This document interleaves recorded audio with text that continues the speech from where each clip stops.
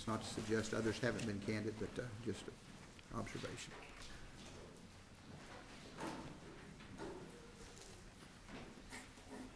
Okay.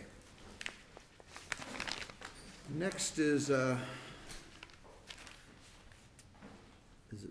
Zaparo versus Cadence Bank?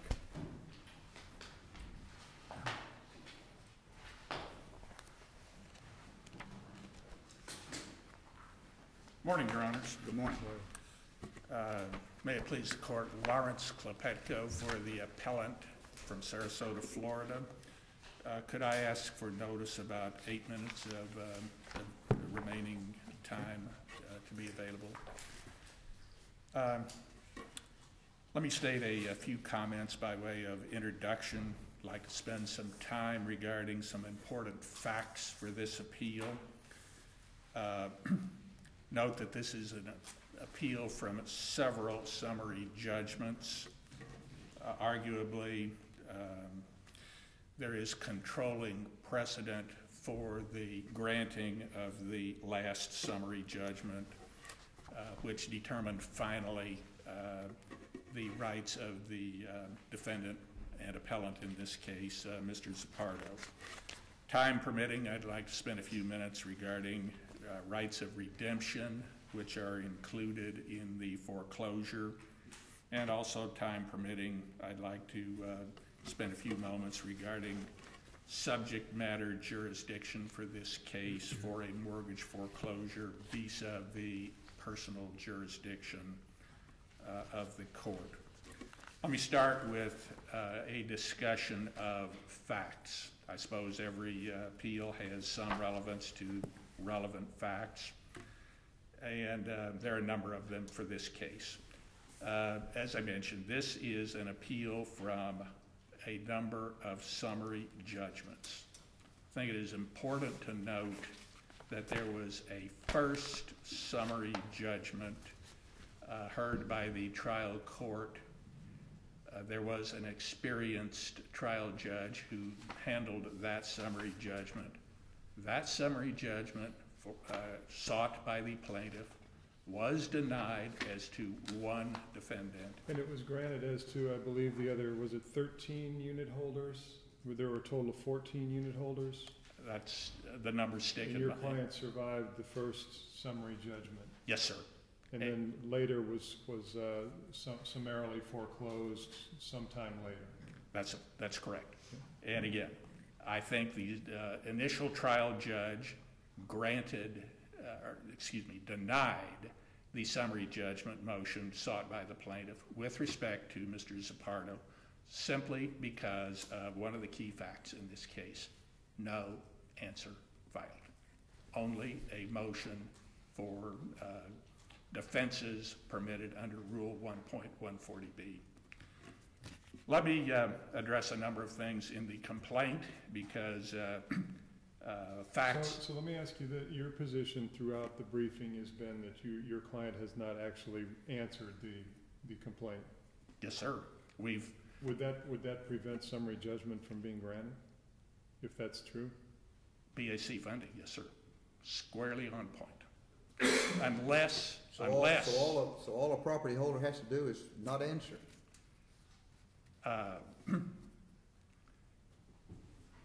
Because there's no challenge to service. There is this exception under BAC funding. If the evidence produced by the moving party covers all conceivable defenses, then a summary judgment can be granted. But in the facts of this case are So the property owner should sit back and do nothing and require the trial court to play lawyer for him. You cannot do that.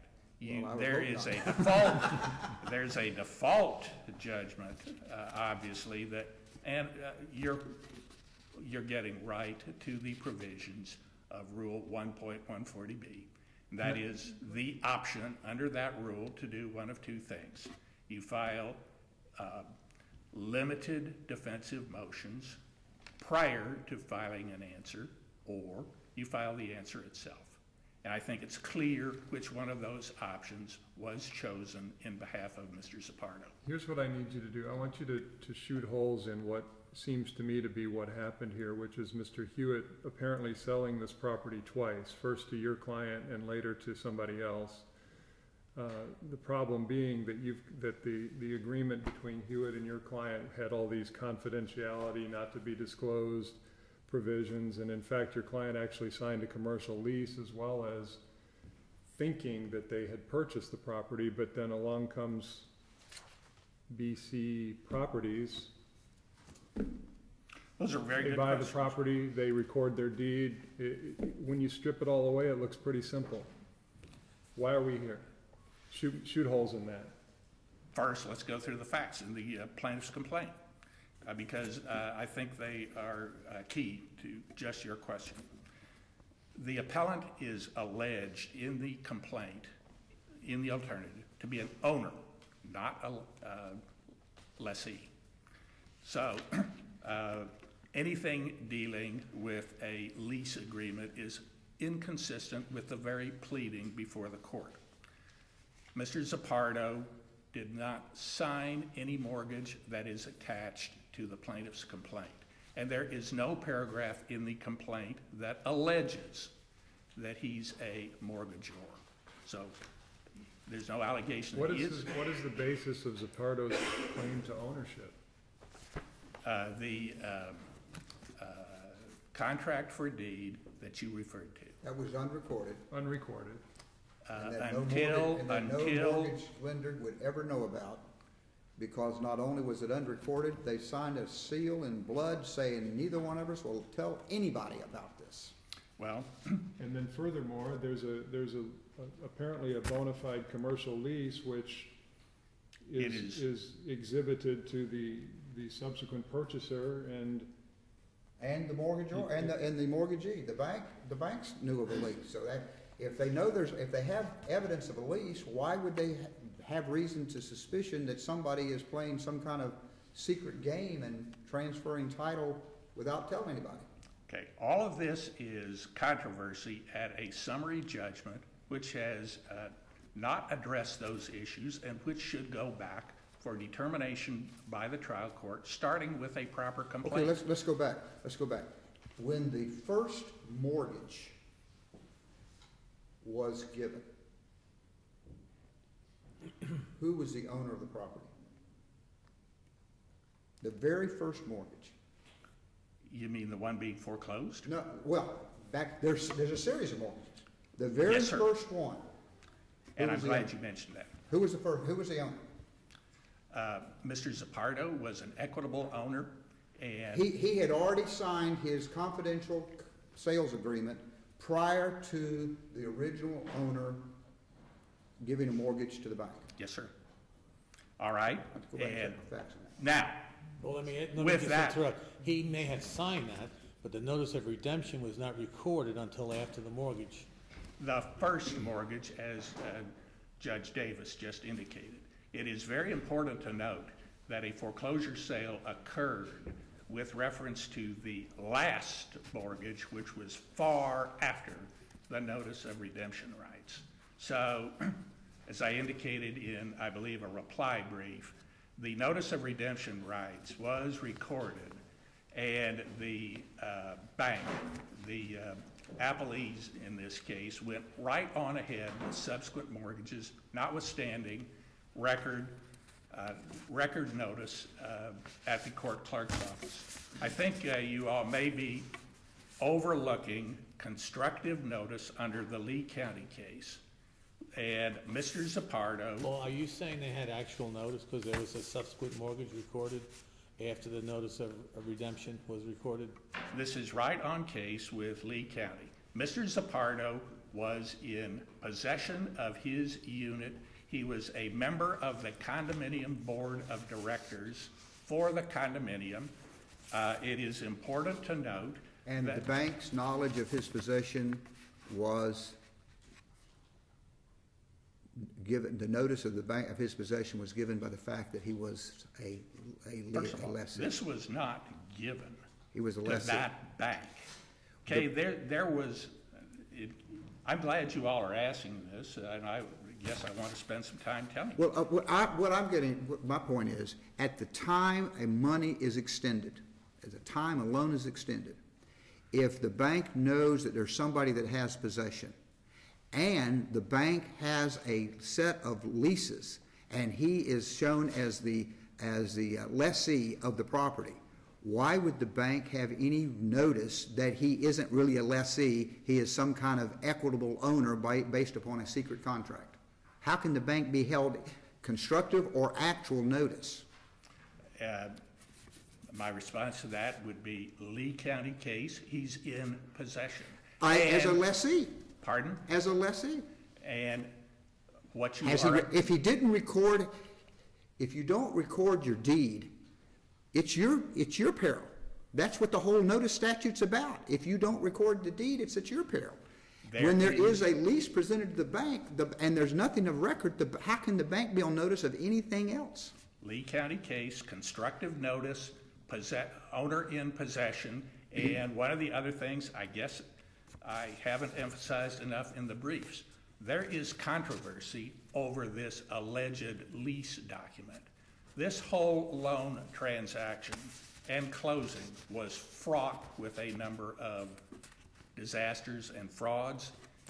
Those are the subjects of other litigation in Sarasota over this same matter, but there is controversy over the alleged lease documents, which should have been recognized in a summary judgment motion because there is controversy. And by the way, the business about leases is just one of the defenses. And as to the defense that you are spending time on, there is controversy on that which precludes a summary judgment. Let me continue with... Somewhat peripheral, but the bankruptcy court awarded title to the property to BC Properties back in 07 or 08. How does that figure into this? Reversed on appeal in Atlanta. Okay, I'll hear from the other side about that because I think there's a different understanding of that. But anyway, go ahead. So what did the reversal? What was the effect of that? That BC did not have clear title of the property on the bankruptcy appeal? The bankruptcy court had no standing to deal with this matter. That was the essence of the appellate decision in Atlanta. Okay. So, however, since you bring up this point, the only reason Mr. Zaparo is not in possession of his unit now is compliance with an order of the bankruptcy court that he vacated for the benefit They found he had no ownership interest, he needed to clear out, and he did. That was the essence, yes, just of the bankruptcy proceeding. And again, the appellate decision is that bankruptcy court had no jurisdiction for that. Okay, you're at your 12 minutes, so you can use your time as you please. Okay.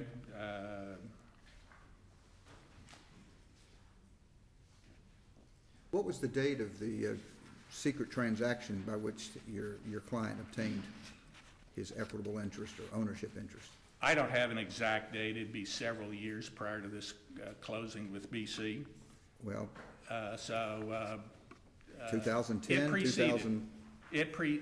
Mr. Zaparo had been in possession, occupying that unit as owner and serving. Does the record show us when that agreement was signed? Yes, sir, I believe it does. Okay. The document itself, I believe it's an attachment to the notice of redemption rights. Okay. There is a sharp disagreement in the briefs regarding the defensive motion filed in behalf of Mr. Zaparo as contrasted to an answer. I don't think I have to spend too much time with you all as to what an answer looks like as contrasted to a motion. An answer has the word answer at the top. It has a number of paragraphs in it, admit or deny specific allegations in a complaint. This particular document clearly refers to a motion under Rule 1.140B to be filed prior to an answer. It's a motion, not an answer. I expect that that is going to be a matter taken up very much by the Appellee's Counsel, so listen very carefully as to how they treat the issue of answer versus motion. Thank you. Thank you.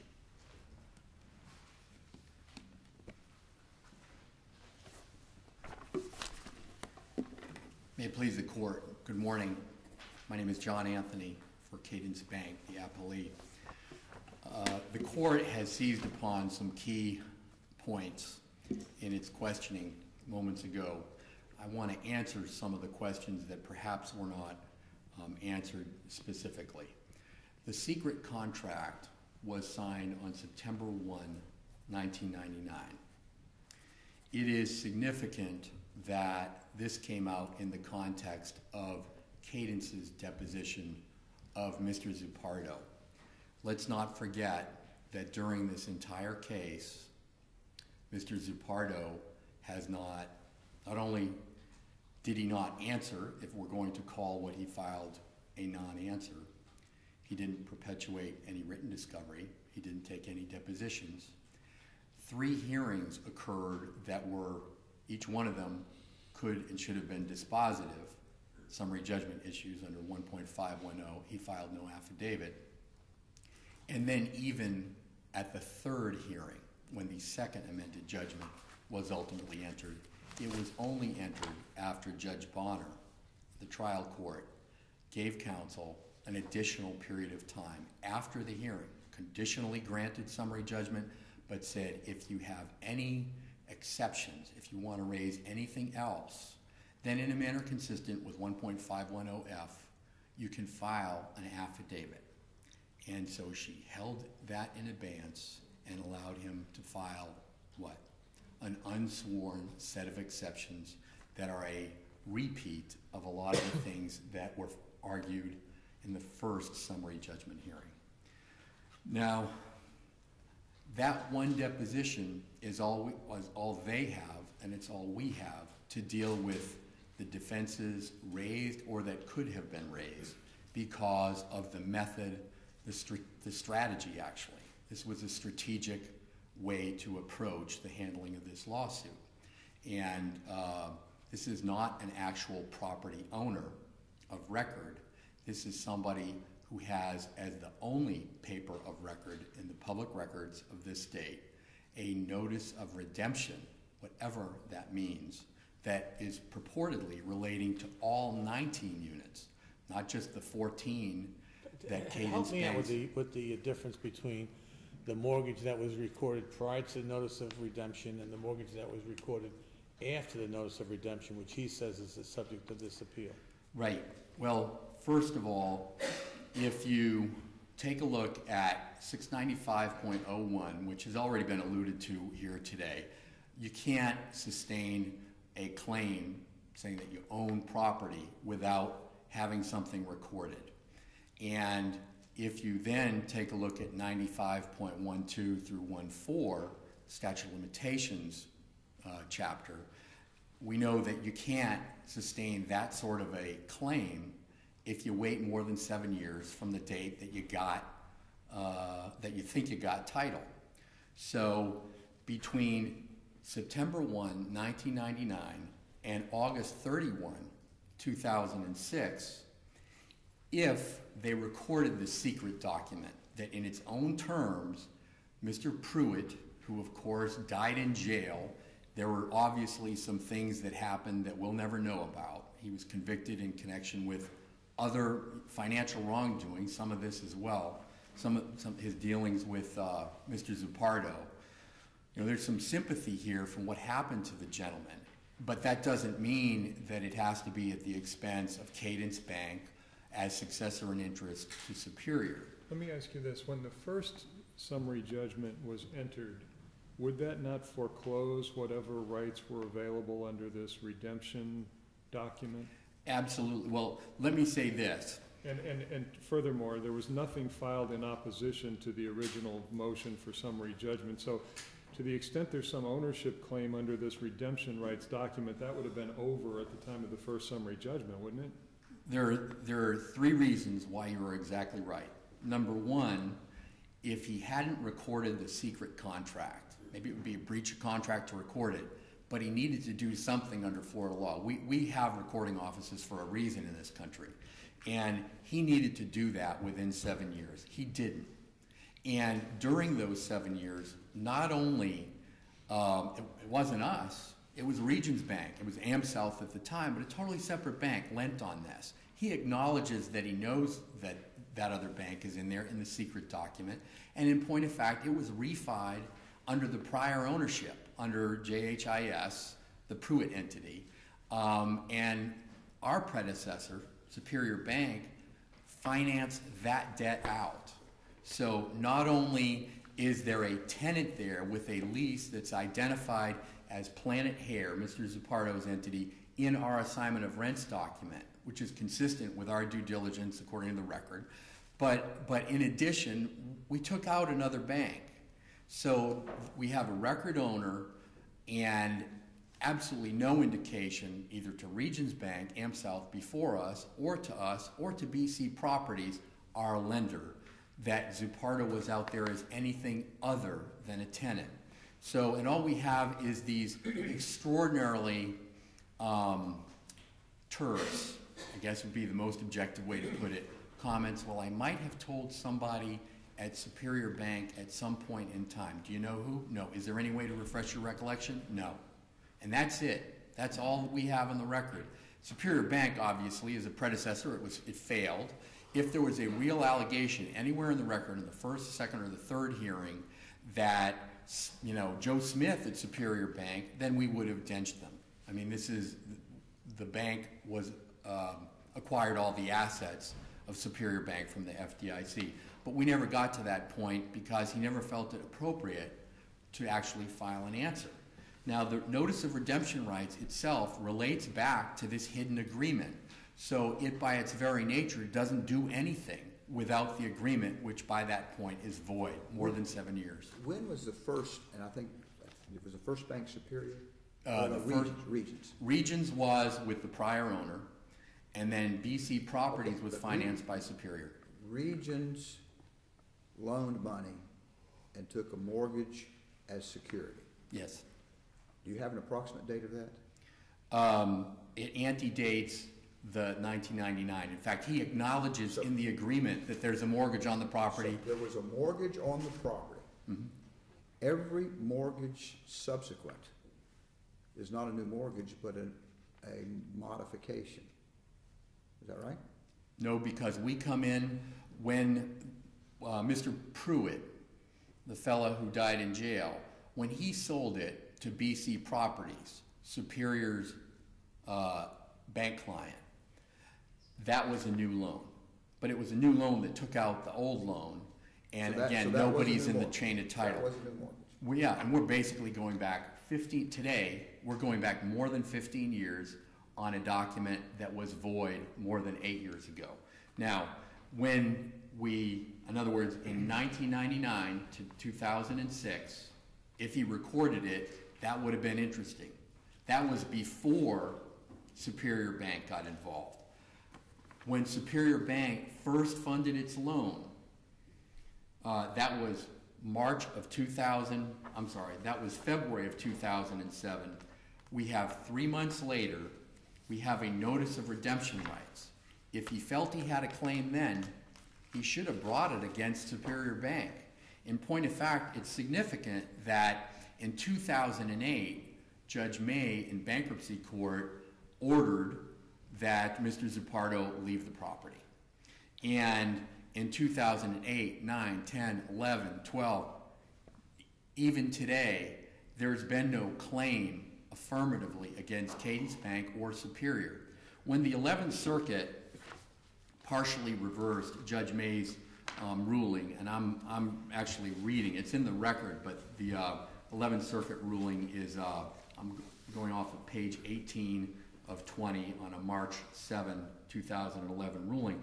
The court says the question of ownership of Unit 19 is a matter that must be decided in state court. It says that. Having said that, they also adjudicated that the transaction had occurred and that the money from the sale of Unit 19, that allocable portion, that was due to go to the bankruptcy estate of Mr. Pruitt and his business entity, JHIS.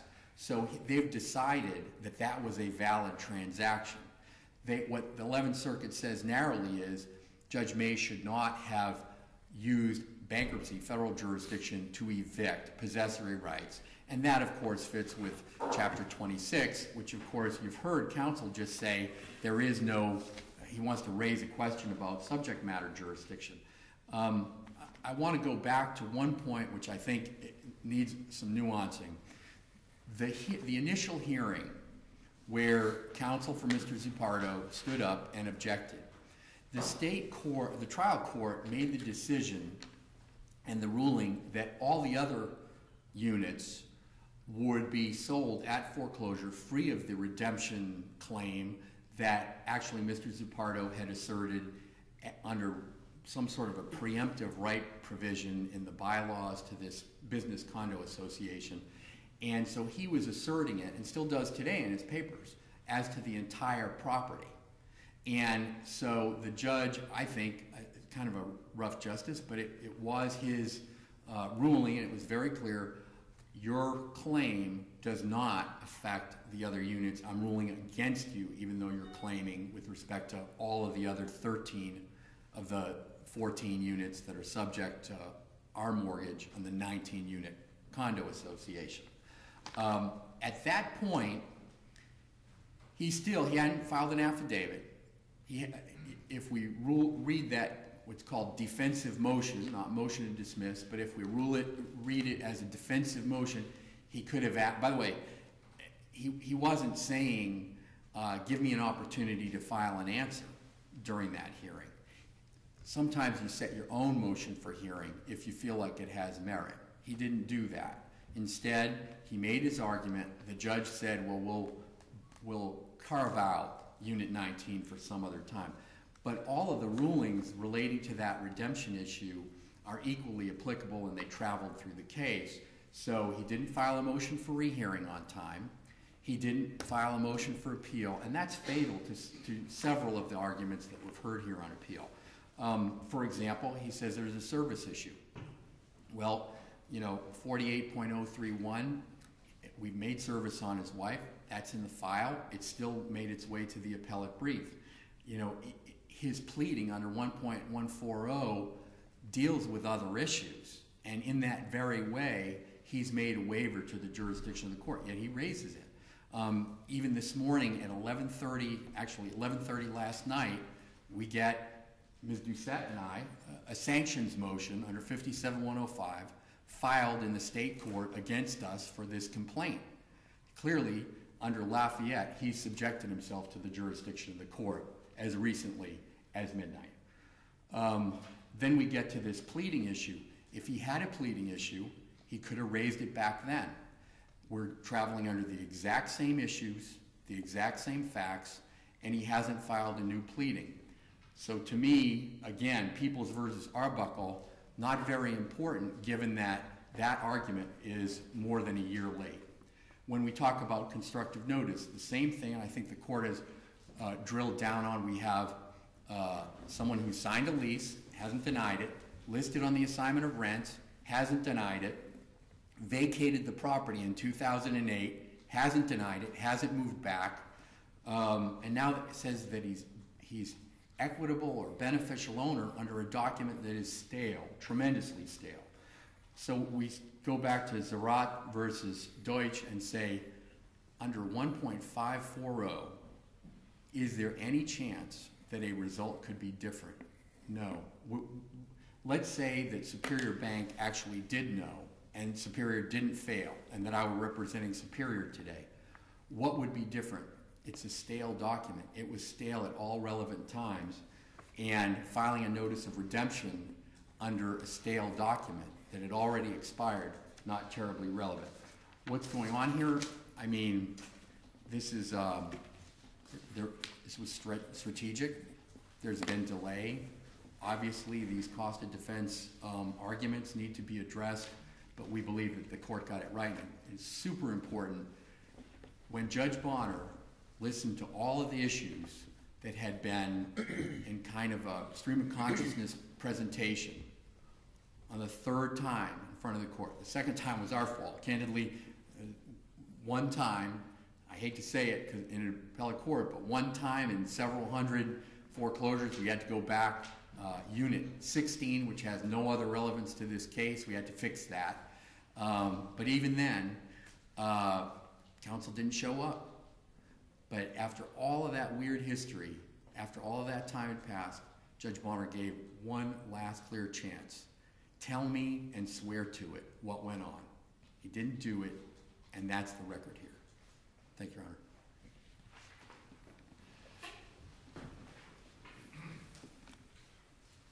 Your Honor's notice is clearly one of the key issues here.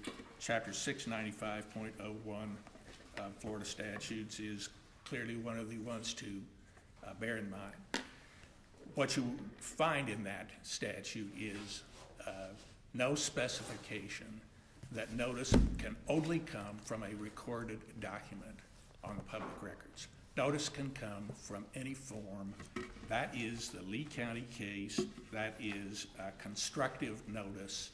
And to be sure, Judge Davis, you hit a point of you risk something in failing. So if a bank gets a set or a list of the lease agreements that the mortgagor has entered, and by that the bank understands that those folks are in fact using the facilities, the bank is on notice that they need to go behind those leases and ask each of those people, do you have any other agreement with this mortgagor besides this lease before they can loan money and have a clear lien?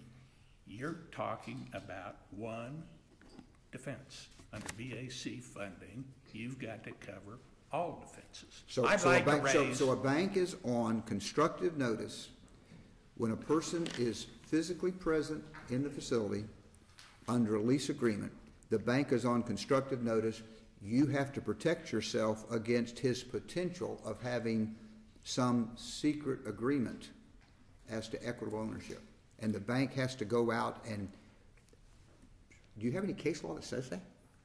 What I do have for you, Judge Davis, is one, as I said, BAC funding, which says negate all prospective defenses with reference to a summary judgment. All of them, not just one relating to leases.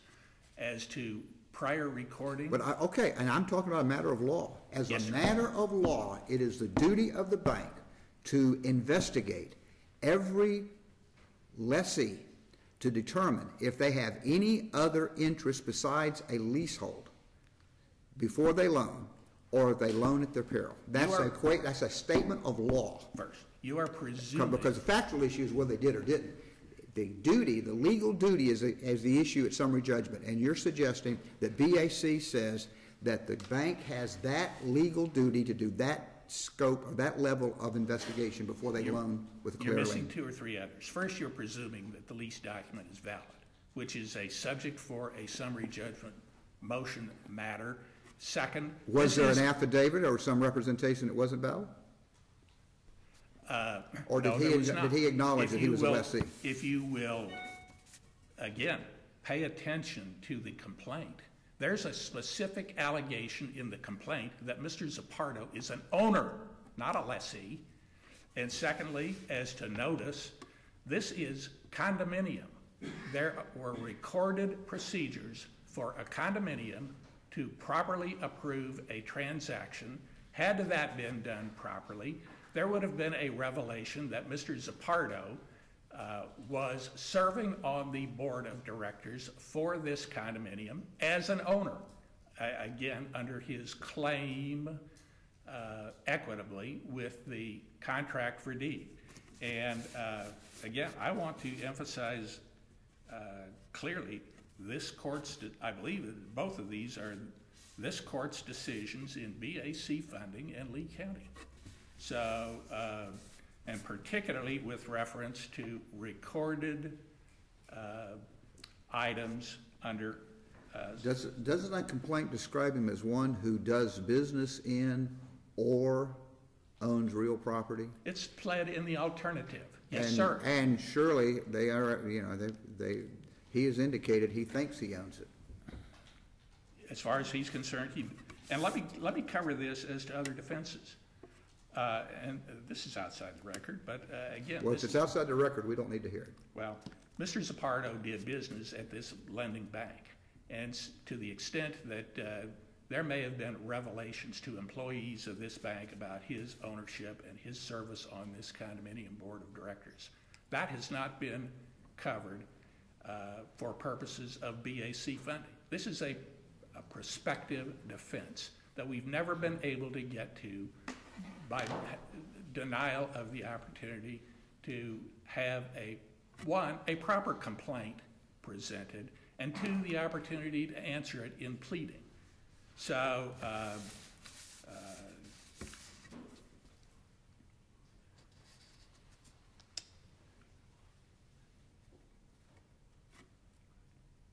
What was filed in opposition to the motion for summary judgment?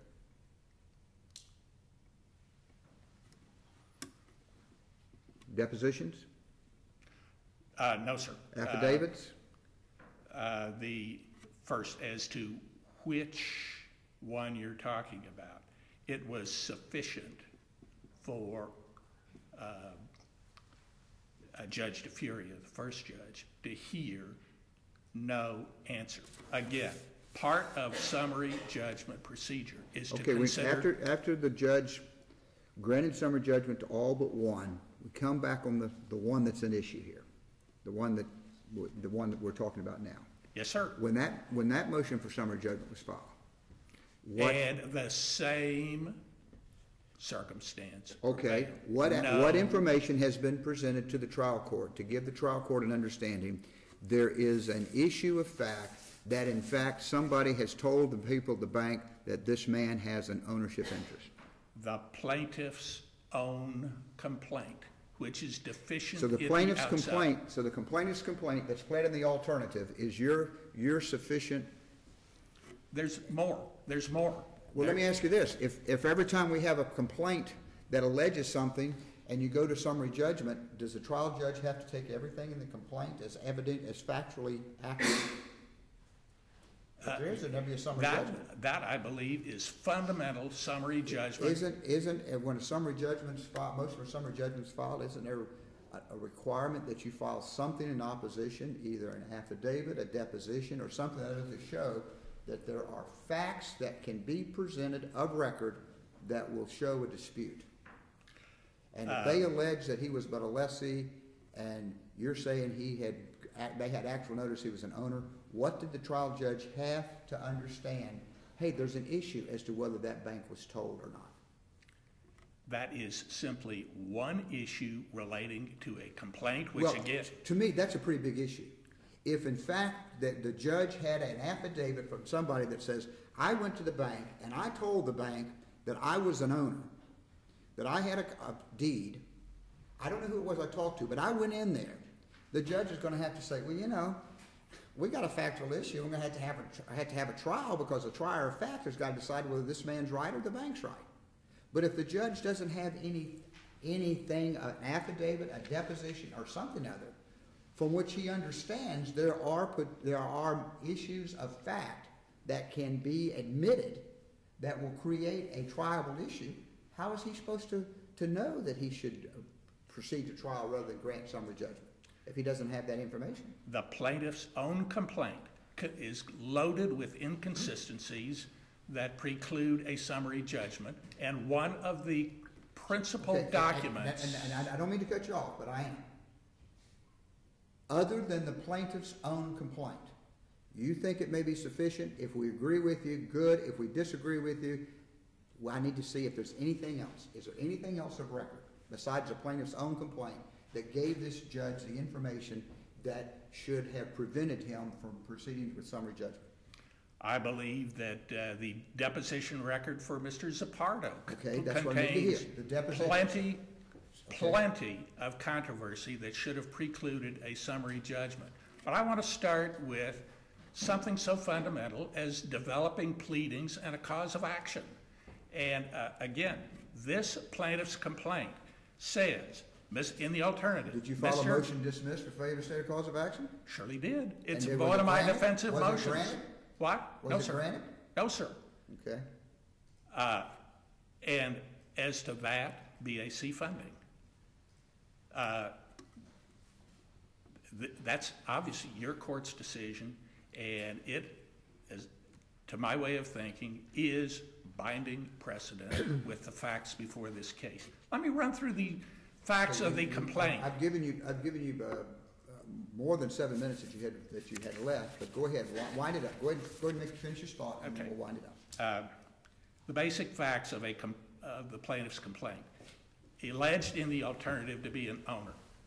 Not alleged to be a mortgagor. No attachment to the complaint containing a mortgage signed by Mr. Zaparo.